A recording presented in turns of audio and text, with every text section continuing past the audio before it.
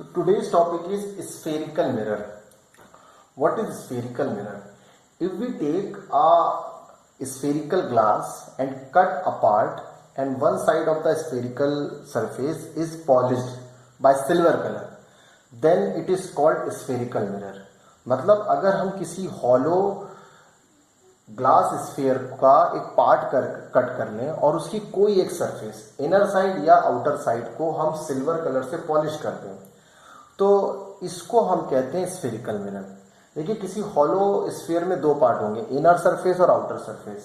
अगर हम outer surface को पॉलिश करते हैं तो वो कॉन्केव मिरर बन जाता है, और अगर हम इनर सरफेस को पॉलिश कर देते हैं तो आउटर सरफेस उसकी रिफ्लेक्टिंग कहलाएगी, तो वो बन जाता है convex mirror. So what is a spherical mirror? A spherical mirror is made by silvering a piece of glass which is a part of a hollow sphere. किसी ग्लास hollow sphere का एक part लेते हैं, उसकी कोई एक surface को silver colour से पॉलिश कर देते हैं, इसको हम स्फेरिकल मिरर कहते हैं। ठीक, the silvering can be done either on the inner side और ऑफ द स्फीयर और इन द आउटर साइड। देखिए अगर इनर साइड को अगर हम पॉलिश कर रहे हैं तो वो कॉन्वेक्स मिरर हो जाएगा, और अगर आउटर साइड को अगर हम पॉलिश कर रहे हैं तो वो कॉन्केव मिरर हो जाएगा। So if you are being question what is spherical mirror, तो आपको लिखना a reflecting surface which is a part of a sphere is called spherical mirror. कोई ऐसा रिफ्लेक्टिंग सरफेस जो किसी स्फेरिकल सरफेस का पार्ट हो, called spherical mirror. A reflecting surface which is a part of a sphere, किसी स्फीयर का पार्ट जो रिफ्लेक्ट करता हो, क्या कहलाता है? स्फेरिकल मिरर कहलाता है। अब आते हैं टाइप्स ऑफ स्फेरिकल मिरर। देखिए अभी हमने आपको बताया कि किसी हॉलो स्फीयर में दो साइड होंगी, inner part and outer part. अगर हम देखें कि अगर आउटर पार्ट को अगर हम पॉलिश करते हैं तो अंदर वाला जो सरफेस होगा वो रिफ्लेक्टिंग सरफेस कहलाएगा, और ऐसे मिरर को कहते हैं कॉन्केव मिरर। अगर हम इनर सरफेस को पॉलिश कर दें तो आउटर पार्ट उसका रिफ्लेक्टिंग कहलाएगा, और ये हो जाएगा कॉन्वेक्स मिरर। तो मिरर दो तरह के होते हैं, concave mirror and convex mirror. तो अब कॉन्केव और कॉन्वेक्स समझिए। मान लीजिए ये ग्लास स्फीयर है और इसको हमने यहां से कट कर दिया, हॉलो स्फीयर है। अब अगर मान लीजिए ग्लास की अंदर वाली सतह को हम पॉलिश करते हैं तो बाहर वाली जो सरफेस है वो रिफ्लेक्टिंग होगी, तो ये मिरर जिसका इनर सरफेस पॉलिश्ड होता है वो कॉन्वेक्स मिरर कहलाता है। ठीक, अब इसी का दूसरा देखिए, अगर हम उसी ग्लास स्फीयर का बाहर वाले सरफेस को पॉलिश कर दें और अंदर वाली सरफेस क्या हो जाएगी? रिफ्लेक्टिंग हो जाएगी, तो ये क्या कहलाएगा? Concave mirror. तो कॉन्वेक्स मिरर क्या है? Spherical mirror which has the inner surface polished known as convex mirror. What is concave mirror? A spherical mirror whose outer surface is polished known as concave mirror. अब concave mirror और convex mirror को separate अब हम लोग देख लेते हैं। तो पहले आता है concave mirror. A concave mirror is made by silvering the outer or the bulging surface. bulging का मतलब उभरा हुआ। तो अगर हम देखें तो ये बल्जिंग सरफेस कहलाता है। अगर हम बल्जिंग सरफेस को पॉलिश कर दें तो ये कॉन्केव मिरर हो जाएगा। A concave mirror is made by silvering the outer of the hollow sphere such that the reflection takes place from the hollow surface as shown in the figure 13.2। देखिए 13.2 ये वाला है, इसका ए पार्ट। तो मतलब अगर हम किसी स्फेरिकल मिरर की बाहर वाली सतह को पॉलिश कर दें तो ये क्या कहलाएगा? कॉन्केव मिरर कहलाएगा। अब आते हैं कॉन्वेक्स मिरर में। देखिए अब convex mirror is made by silvering the inner surface. Inner surface क्या होगा? देखिए ये वाली सरफेस। अगर हम किसी स्फेरिकल सरफेस के ग्लास के स्फेरिकल सरफेस के इनर सरफेस को हम पॉलिश कर दें तो बाहर वाली सरफेस रिफ्लेक्टिंग हो जाएगी, तो ये कहलाएगा convex mirror. So a convex mirror is made by silvering the inner surface of the hollow sphere such that the reflection takes place from the outer. जब रिफ्लेक्शन आउटर सरफेस से हो तो वो कॉन्वेक्स मिरर है, reflection अगर inner surface से हो रहा है तो वो कॉन्केव मिरर है। अब मिरर से रिलेटेड कुछ पार्ट्स होते हैं, कुछ इंपॉर्टेंट डेफिनेशन है जो आपको याद रखनी है। पहली आती है सेंटर ऑफ कर्वेचर। अब सेंटर ऑफ कर्वेचर क्या चीज होती है? तो इसको समझने के लिए पहले हम स्फीयर को देखते हैं। मान लीजिए मिरर किसी स्फीयर का पार्ट है, तो इस स्फीयर का जो सेंटर होगा वो कहलाएगा centre of curvature. So the centre of curvature is the centre of the spherical mirror of that hollow sphere from which the mirror is a part. मतलब सेंटर ऑफ कर्वेचर किसी mirror का वो point होता है जो कि उस sphere का सेंटर होता है जिससे वो मिरर काटा गया है।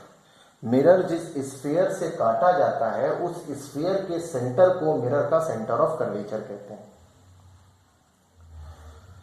So the centre of curvature is the centre of the sphere of which the mirror is part. इतनी डेफिनेशन लिख दी, दैट इज सफिशिएंट। मतलब सेंटर ऑफ कर्वेचर किसी मिरर का सेंटर होता है उस स्फीयर का जिससे मिरर काटा गया है, ठीक। और इसको रिप्रेजेंट करते हैं सिंबल कैपिटल सी से। अब इसकी प्रॉपर्टी क्या है? The normal at any point of the mirror passes through the centre of curvature. अगर मिरर से कोई लाइन सरफेस पर परपेंडिकुलर पास हो रही है तो वो कहां से गुजरेगी? सेंटर ऑफ कर्वेचर से गुजरेगी। मतलब सेंटर ऑफ कर्वेचर से जाने वाली लाइन मिरर पर परपेंडिकुलर होती है, और याद रखिए रिफ्लेक्शन के बाद वो रे अपने पाथ पर वापस लौटेगी, ठीक। दूसरे वर्ड्स में कह रहे हैं, in other words any line joining the surface of mirror to the centre of curvature C will be normal to the surface of mirror at that point. मतलब कोई भी लाइन हो, अगर वो सरफेस को सेंटर से मिला रही है तो वो सरफेस पे परपेंडिकुलर होगी। फिर आते हैं रेडियस ऑफ कर्वेचर। तो देखिए मिरर जिस हॉलो स्फीयर का पार्ट होता है उसकी रेडियस मिरर की रेडियस ऑफ कर्वेचर कहलाती है। तो देखिए लिखा हुआ है, the radius of curvature, the radius of the sphere of which the spherical mirror is part. उस स्फीयर की रेडियस जिससे मिरर काटा गया है is called the radius of curvature of the mirror. Definition आप ऐसे ही याद कर लीजिए, या हम इसको ऐसे कह सकते हैं, मिरर के पोल, मतलब मिरर का जो सेंटर होता है वहां से सेंटर ऑफ कर्वेचर तक की दूरी को कहते हैं रेडियस ऑफ कर्वेचर। आर से रिप्रेजेंट किया जाता है, ठीक।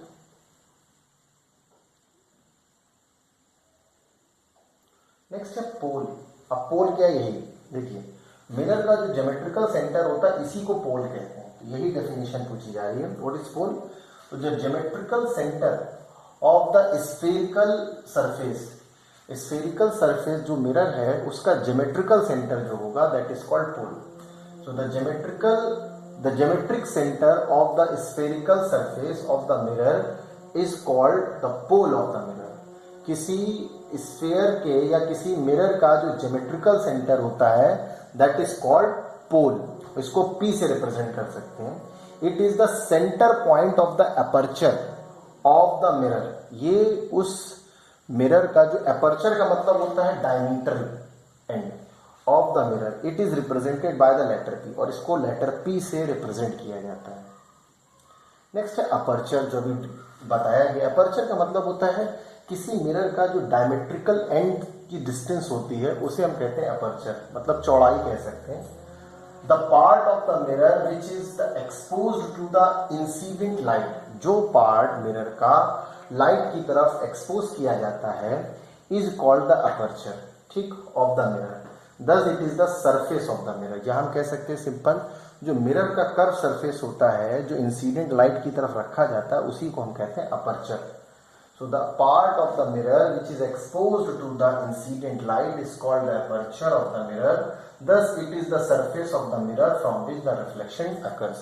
जिस सरफेस से रिफ्लेक्शन होता है उस सरफेस को अपर्चर कहा जाता है। नेक्स्ट आता है principal axis. So it is the straight line joining the pole of the mirror to the center of curvature. अब देखिए डायग्राम से समझ लीजिए, सेंटर ऑफ कर्वेचर और पोल को जोड़ने वाली लाइन जो होती है इसी को कहते हैं प्रिंसिपल एक्सिस, ठीक। So it is the straight line joining the pole of the mirror to the centre of curvature. किसी मिरर के पोल और सेंटर ऑफ कर्वेचर को मिलाने वाली लाइन प्रिंसिपल एक्सिस कहलाती है। अब आते हैं फोकस। देखिए फोकस के पहले हम डायग्राम को डिस्कस करते हैं, फिर डिस्कस करेंगे फोकस के डेफिनेशन।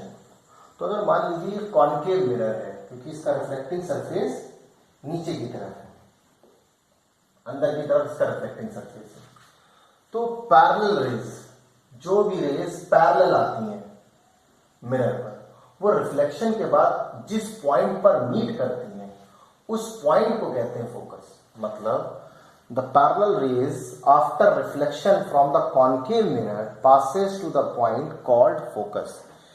जो पैरेलल रेज रिफ्लेक्शन के बाद सेंटर में जिस पॉइंट से गुजरती हैं प्रिंसिपल एक्सिस पर, उसे हम कहते हैं फोकस। तो कॉन्केव मिरर में ये रेज एक्चुअल में मीट करती हैं।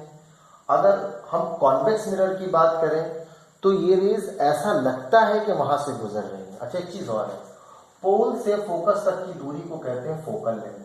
ठीक, ये तो कॉन्केव हो गया, देखिए F = PF लिखा हुआ है। अब आते हैं कॉन्वेक्स के लिए। देखिए पैरेलल रेज रिफ्लेक्शन के बाद पीछे की तरफ मुड़ती है, बट अगर इन रेज को मिरर के पीछे एक्सपोज किया जाए तो जिस पॉइंट पर ये मीट करती हुई नजर आती है उस पॉइंट को फोकस कहते हैं। मतलब the parallel rays after reflection from the convex mirror appears to come from a point on the principal axis known as focus। जिस पॉइंट से आती हुई नजर आती है उसे हम फोकस कहते हैं। ठीक, तो अब हम अगर इसकी फोकल लेंथ लें तो पोल से फोकस तक की दूरी क्या कहलाती है? Focal length. अब डेफिनेशन डिस्कस करते हैं। What is focus? तो the focus of the concave mirror is a point. Concave mirror का फोकस इज द पॉइंट, एक पॉइंट है on the principal axis, principal axis पर, through which the light rays, जिससे light rays incident parallel to the principal axis pass after reflection from the mirror. Parallel rays reflection के बाद उस point से गुजरती हैं, उसे हम फोकस कहते हैं।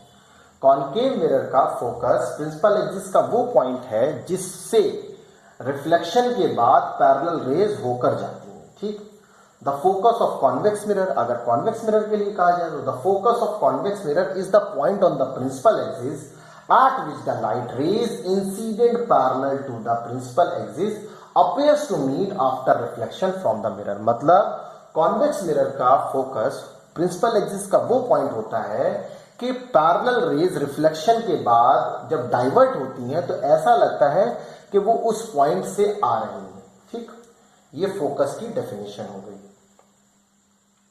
अब फोकल लेंथ क्या है?